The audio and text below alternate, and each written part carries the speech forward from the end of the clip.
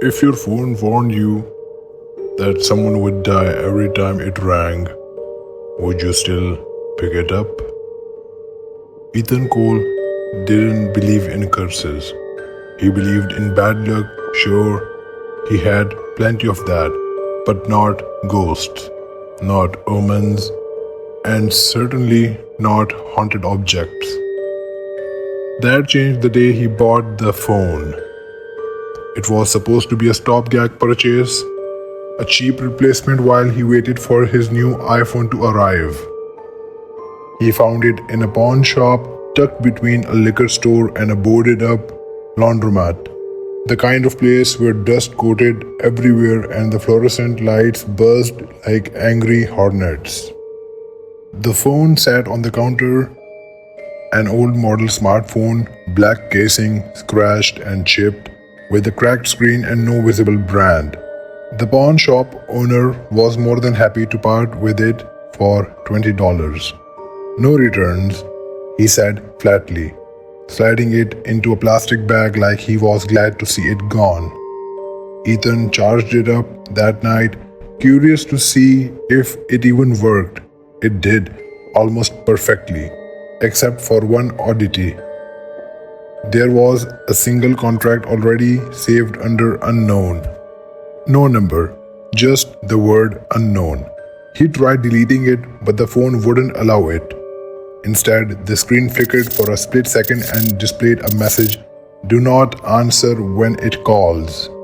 He assumed it was some joke, probably from a previous owner who liked messing with people, and dismissed it. The next day, he took the phone to work. At 10:03 a.m., the phone rang for the first time. The ringtone was strange, a high-pitched, distorted melody that made his teeth ache. The screen lit up with unknown. He stared at it, remembering the odd message, then swiped decline. At 10:05 a.m., his co-worker, Jenna, screamed from across the office.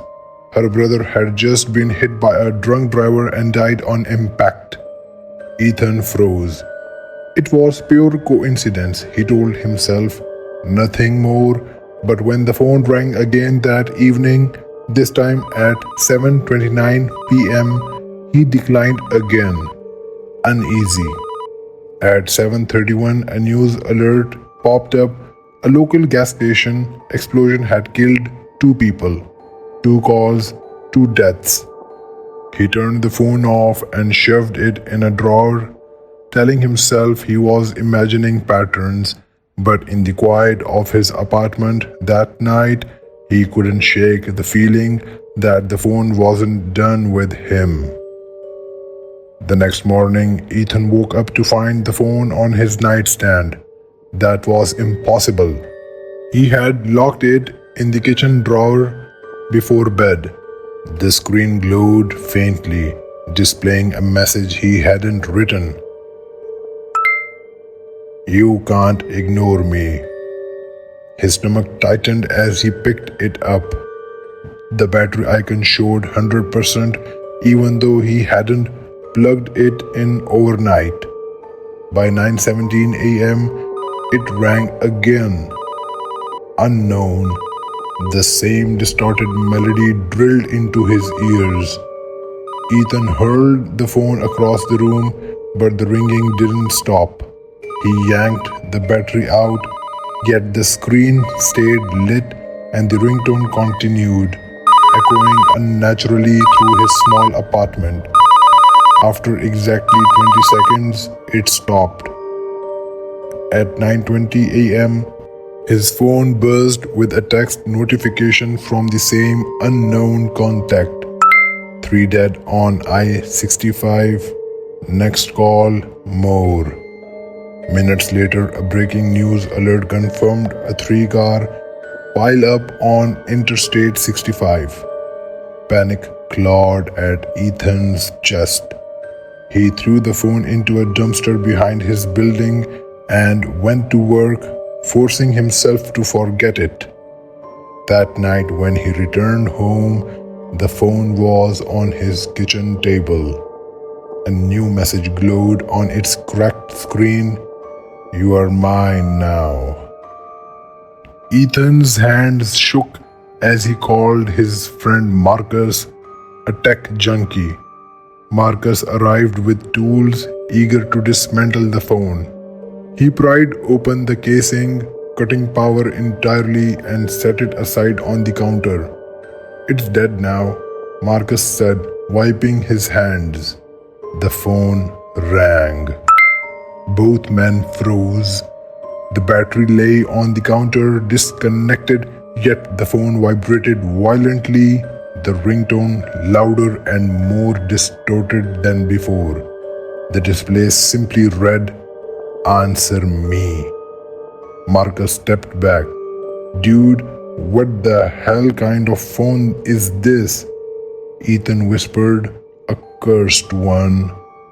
Marcus laughed nervously, but his face paled when the ringing abruptly stopped, followed by another message, "Too late.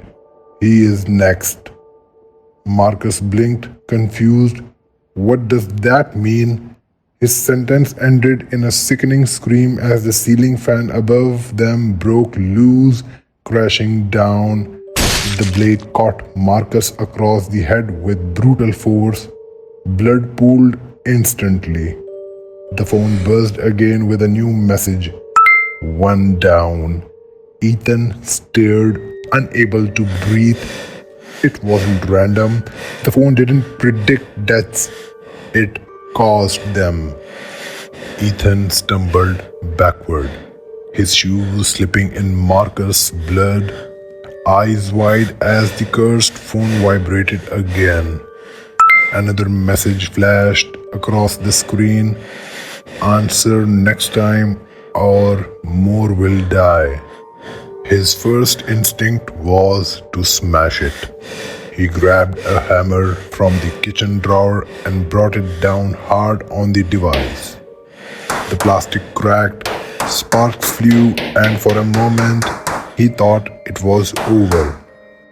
Then the pieces reassembled before his eyes with a sickening mechanical whine, fusing back together like nothing had happened.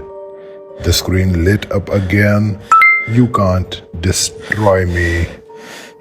His apartment felt suddenly smaller, the air thicker. The phone began dialing a number by itself. Speaker engaged. A voice, distorted, layered with static, spoke. "You are chosen, Ethan. Every call is life or death. Answer and you will live. Decline and they die." "No," he screamed, hurling the phone against the wall. It slid down unharmed and immediately rang again. His pulse pounded. He knew what would happen if he didn't answer. Somewhere, someone would die. Maybe a stranger, maybe someone he loved. He hesitated, then swiped to answer. There was silence. Not static, pure, heavy silence.